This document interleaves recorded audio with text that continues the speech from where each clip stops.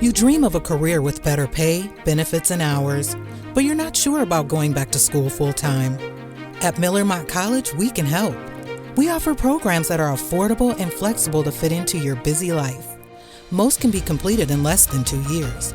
See what Miller Mock College can offer. Visit our campus at 6397 Lee Highway, Suite 100 in Chattanooga, Tennessee, or learn more online at miller-motte.edu. You dream of a career with better pay, benefits, and hours, but you're not sure about going back to school full-time. At Miller Mock College, we can help. We offer programs that are affordable and flexible to fit into your busy life. Most can be completed in less than 2 years. See what Miller Mock College can offer. Visit our campus at 6397 Lee Highway, Suite 100 in Chattanooga, Tennessee, or learn more online at miller-motte.edu.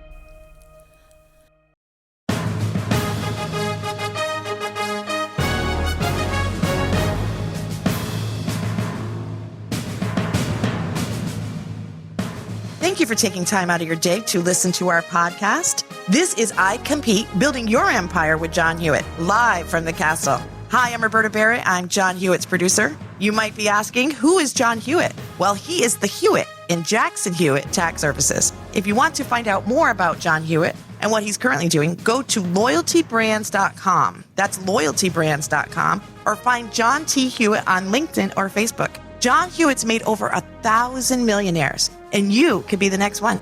Here is your host, John Hewitt. Thank you, Roberta.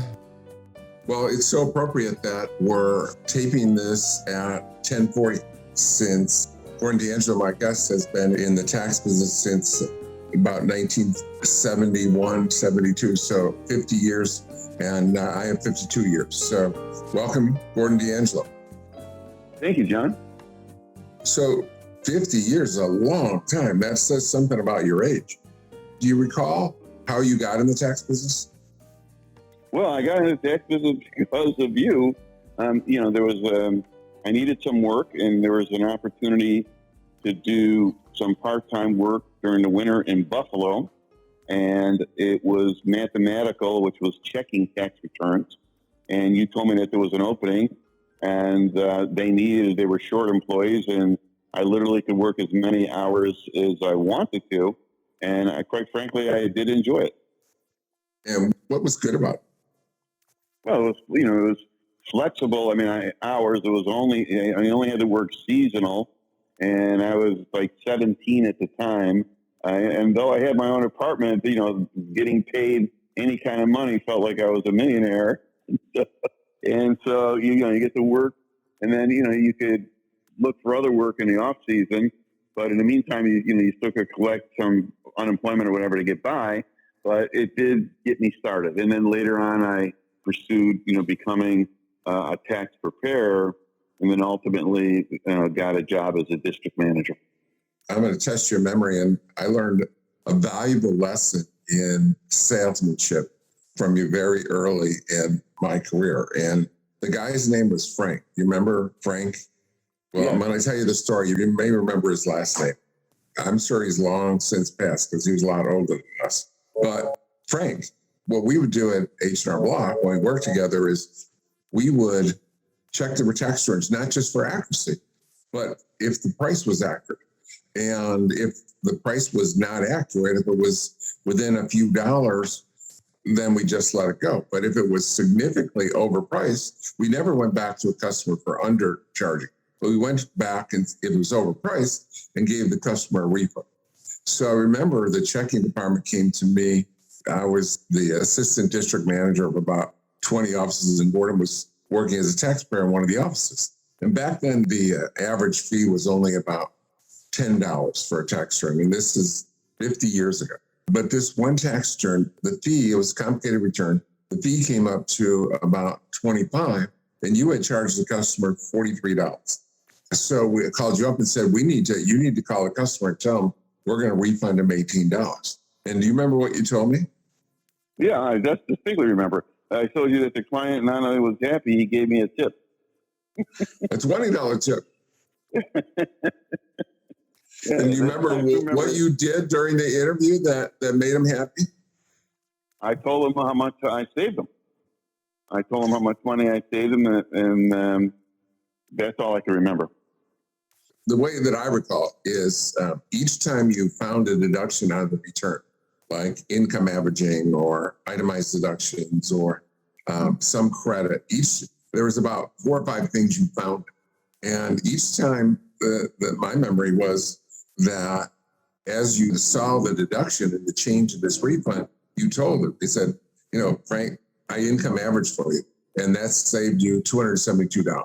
And we were able to write off your mortgage and your taxes on your house and your medical expenses, and it saved you $137. And by the end, the whole savings was $1,000 or something. He was so excited and so happy. Not only was he happy with the $43, which is $18 more than anyone else, or that he should have been charged, but he gave you a $20 tip. So how could we possibly call him and tell him he was overcharged? So we didn't. In that case, we had a very happy customer that was sending him referrals, came back year after year, and it was something years later. I used that to develop a film and a methodology called closing the sale. And when you close the sale, do you close the sale at the end? Isn't it important to close the sale all the way through the process? It's 100%. And it's ironic you said that, because I did a national speech one time on closing, and the first sentence I said was, sign here. Get the client to be happy that they're signing here. So you have to identify along the way the services that you're providing and how you made a difference to them where they wouldn't have had that difference going elsewhere. Excellent advice and excellent lesson early in my career. Next step in your career, you were a tax preparer and seasonal tax preparer.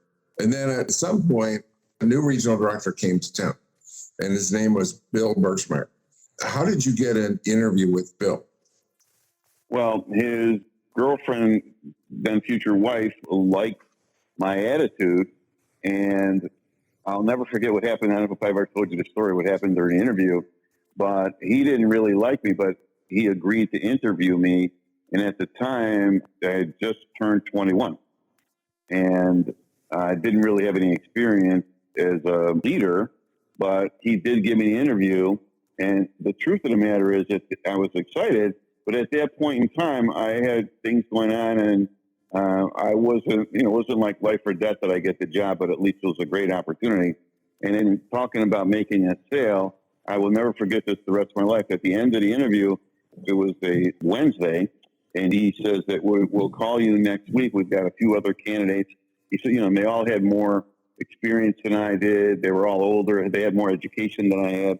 And anyway, at the end of the interview, he said, I'll call you next week and let you know. And I said, you'll probably call me tomorrow. And he says, what? What for? Why am I calling you tomorrow? And I said, to hire me. And he smiled. And guess what? He called me the next day and hired me.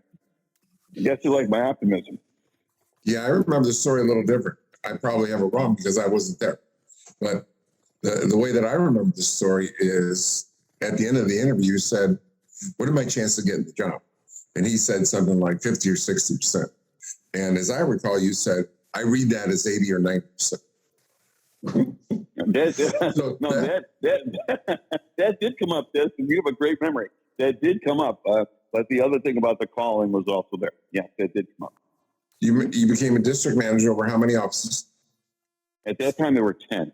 And you remember how old you were? 21. Wow. So one of the youngest, if not the youngest, district manager in the whole country, right? For block. Well, I had an advantage. I had a friend I can go to for advice. Right. Already the most knowledgeable person in tax. And, I got lucky and picked the right person. So you were in Buffalo, and then you got transferred. How did that happen? Well, an opportunity came up in Albany, New York, where a person they were going to get rid of, he had not been performing well, and they offered me, a significant increase in pay, and they were going to unify Buffalo, and I loved the opportunity and prayed about it, and I felt really comfortable in going to Albany to start that. And there were 16 offices there, John. And we won't use his last name, but the manager replaced was named Wayne, right? Yeah. First name was Wayne. And do you remember the lesson we learned from Wayne at the manager meetings? We would have district managers meetings every quarter and 3 or 4 times a year. And we would go to a meeting, and I pointed out to you one time, you remember what I pointed out and what his style was that was consistent every meeting? Yep, I do. Because we always take surveys. That was his big thing. We take surveys. Our survey said this, and our survey said this. He had no results, but apparently he was taking surveys. Well, I noticed it first. I'm going to claim that. But because every time we had an argument, he would, in the argument, he said, "Well, as a matter of fact, we did a survey on it." And that's how he won arguments. I mean, in his own mind, and possibly in other people in the meeting's mind, it was factual because he had done a survey. And so I don't think I've been willing to use that, but isn't that a great tool when you're having a discussion, when you're having an argument with what type of customer service you should offer or how much you should charge or whatever you're discussing about the business. If you say, well, we did a survey on that and the survey showed that was powerful. And the problem that I had is after about 6 meetings and 15 surveys, I said, wow, this guy's done 1,000 surveys. And of course he hadn't. It was just a clever ploy trying to win arguments. Well, at some point I had left Block and you were in the midst of leaving. And I came to you with an idea to buy Mel Jackson Tax Service in Virginia Beach, Virginia. Do you recall that conversation and the ensuing actions we took? I do. I remember that you said you were shocked that Block wouldn't take going computerized, and it was quite a shock. And you said, I don't need them. You found 6 offices for sale in Virginia area, and you said we need X amount of money in a few weeks to try to make an offer on that opportunity. And so what was your initial role in Mel Jackson Tax Service? Well, I was one of the original directors of the 3 directors. And so you helped raise money. You were a director of now the 2nd largest tax service in the country with over 6,000 offices. So that started with just 6 offices in Virginia Beach, Virginia? Yeah. Right? Okay. Yep. You, of course, remember the story that when I said I could raise the money to make this, you said, well, where are you going to get the money? Because I basically had about $1 in my pocket. And this is one of the greatest qualities that I continually say that great leaders have. And I'll tell you where I learned it before, but I felt you were a great leader. But when you discussed, which was the birth of computerization of taxes, no one had ever heard of it. But guess what? I believed you. You created a believer. And I said to myself, I absolutely believe what he's talking about, what he can do. And when I went to talk to other people, some of them I had never met in my life, they could see the passion and the fact that I was enthusiastic about what I was saying. And every person I spoke with made an investment. Of course, they made a fortune afterward, but they made the investment because I made them believers, but you were the one that made me a believer. And one of my favorite sayings is great leaders create believers. I don't know if I've ever shared this story with you, John, but as you know, I was hired at a young age. I was a district manager. I did take some college after that, but I had no college experience and I had no leadership experience. I had 2 books in my house. One was called Word Wealth and the other one was the Bible. So I looked at the Bible and I looked for ways to become a leader. Oh, Jesus healed the blind, cured the deaf. That's what I did. I turned the page.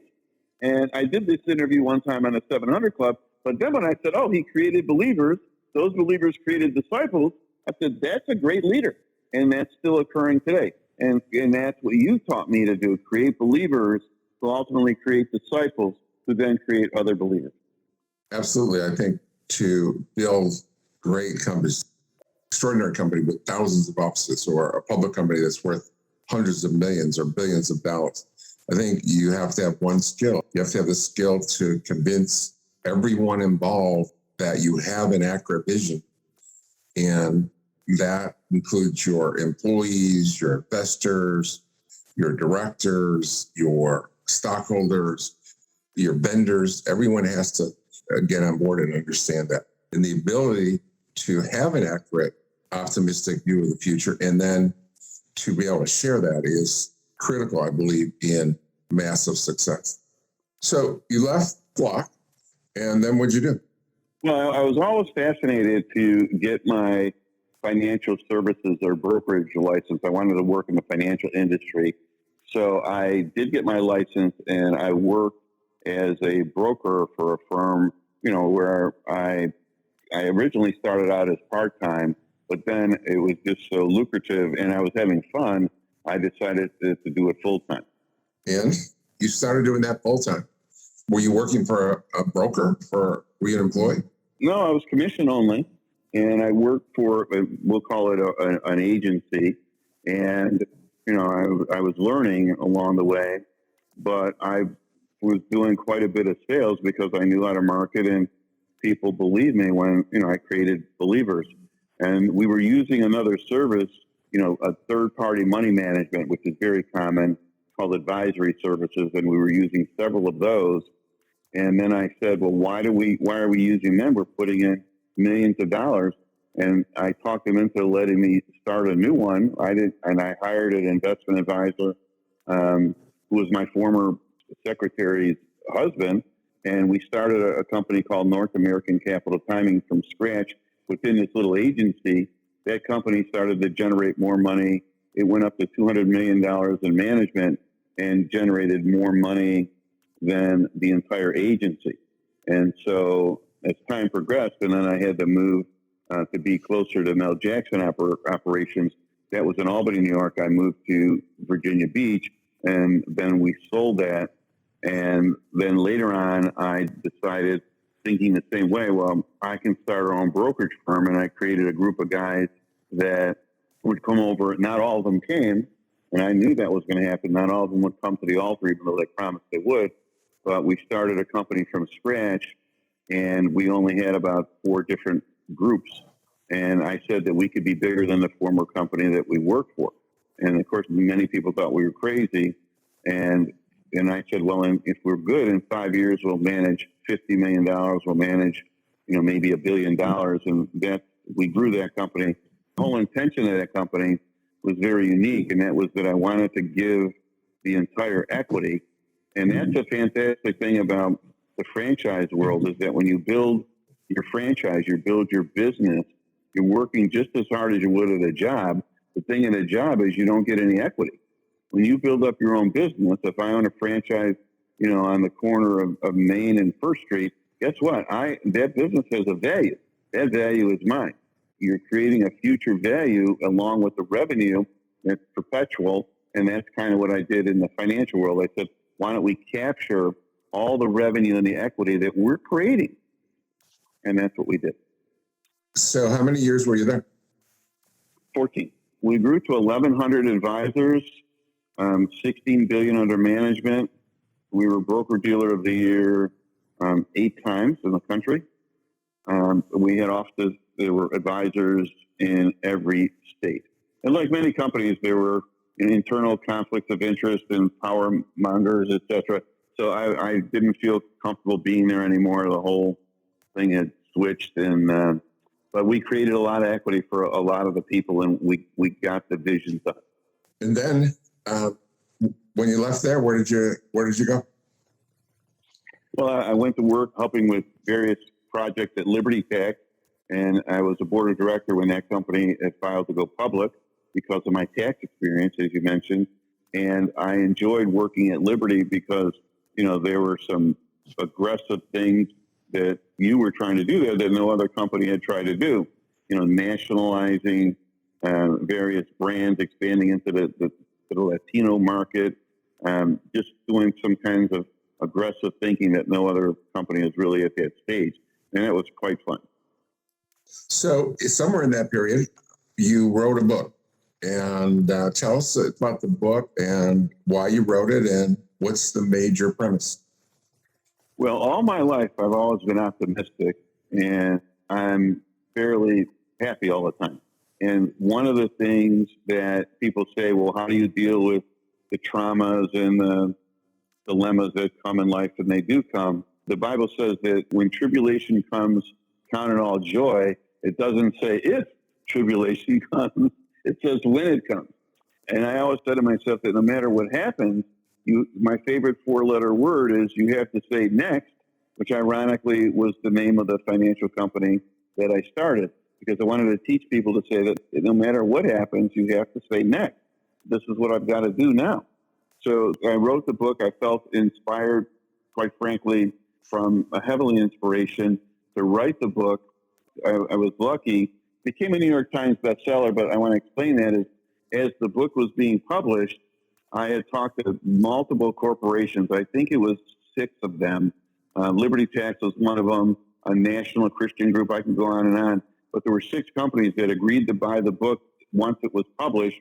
And because of the quantity of books purchased, it made the top 10 list, and it became a New York Times bestseller. We gave 100% of the profit of the book, which was several $100,000 in the long term, to an inner city church that a friend of mine had started, and it was called the Connect Center for Kids. And that was back when the book came out in 2012. And as I'm sitting here, the Connect Center has literally tripled in size, helping kids in the inner city, stay off the streets, play basketball, have a library to go to, have various events, have training. It's just been an amazing thing. And if I ever write another book, that's where I'm sending my profits. And is there any chance you'll write another book? I'm working on another book, yes. I've interviewed, as you can imagine, with 52 years and building 2 companies to 500 employees each. I've interviewed thousands of people. One of my favorite questions is, what do you want to be when you grow up? In my entire career, guess what percentage know at any age? I mean, there could be in their 50s, 60s, 40s, 30s, teens. Guess what percentage know what they want to be when they grow up? 20%. Even less. And you've been on an assignment for us here at Loyalty Brands, and you go to each company's CEO and their franchisees, and you help them with vision. What percentage of those individuals, when you went to them, had a clear vision when you first talked? Less than 10%. And why do you think that is? Why don't people think ahead? Why don't they have goals? And what is it about human beings that causes them not to have vision? I don't feel that they just don't think they have to put it in writing. And when you don't put it in writing, it's just not an accountability. The vision has to have 2 simple things, which is a time frame and a measurement. And most people just keep it vague. Well, the more vague it is, it's just like saying, so where are you going after work today? Well, I'm going home. Well, your car broke down and I don't know your address. How can I take you home? You've got to know your destination and when you got to be there.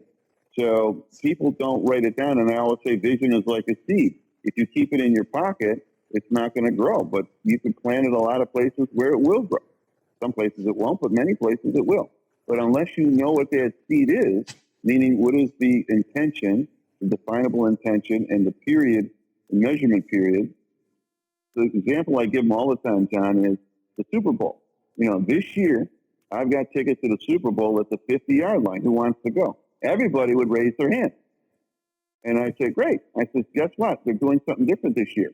They're not keeping score, and there's no time frame in the game. Nobody wants to go. So if you have a life that doesn't keep score and doesn't have a time frame, who wants to be part of that? And that's what football does. It creates believers, fans, followers. That's my team. I can't wait to go. In your life, if we don't have that, you won't create the believers and the followers. We only have a couple minutes left. Can you take us through the quick steps you go through with one of our company executives or franchisees in help them form their vision?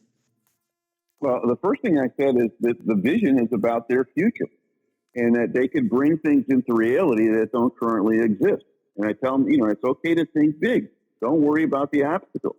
you have children, and when they wanted a birthday gift, a Christmas gift, whatever, they didn't say, "Hey, Dad, how's things going at work? How's your taxes?" They said, "This is what I want by when." Kids are visionaries. So people need to be visionary. They need to write down what they want. So I say, what do you want out of this business? You put money in, you're putting your time in there. Time is your biggest asset. And what do you want? And most of them don't know, but we start to focus in. You want to talk about a 2-year period. You want to talk about a 3-year period. Let's talk about your gross volume, your number of clients, how many offices you're going to have, how many employees you're going to have, how many types of services you're going to provide. So we start narrowing it down into what I would call finite, measurable items, tangible, with time frame. And how many goals should people have? Is it 1 or 5 or 10 or? We have to start out with something. So normally you want to start out with a number like 3 to 5. If they get to advanced stages, they could easily change that to 10. And as they keep advancing, they can make it 20 or there's no limit. Kind of like a progression, like everything else is in life, college and experience. They have to get that, spend some time to understand how it works, and then they can expand upon their original number of goals. Yeah, I think that you should have some key goals and not more than 3. But last question, how many years ahead do you help them envision? We normally try to keep it in a short period. I'd say 3 would be the average, but I like to go for 2, just so they can get the motor running. And then ultimately you could break that down into shorter periods aimed at the intention for the 2 or 3 year period. But usually never more than 3. Well, thank you, Gordon D Angelo. And the book is called Vision, one word, Vision. And I encourage you to get it, learn how to improve your life and how to get direction in your life. Thanks, Gordon. Thank you for taking the time to learn about how to build your empire with John Hewitt. Find John on LinkedIn at John T. Hewitt or message John Hewitt on Facebook. This is I Compete, live from the castle, building your empire with John Hewitt. Don't miss new episodes every Monday by subscribing on Apple Podcasts, Spotify, cpnshows.com, or wherever you listen to podcasts. Until next time, this was I Compete, building your empire with John Hewitt.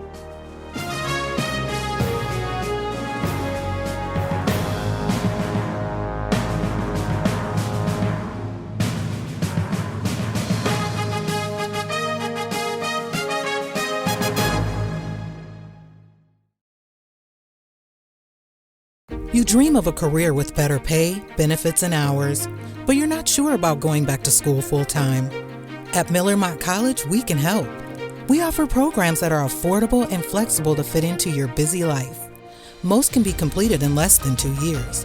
See what Miller Mott College can offer. Visit our campus at 6397 Lee Highway, Suite 100 in Chattanooga, Tennessee, or learn more online at miller-motte.edu.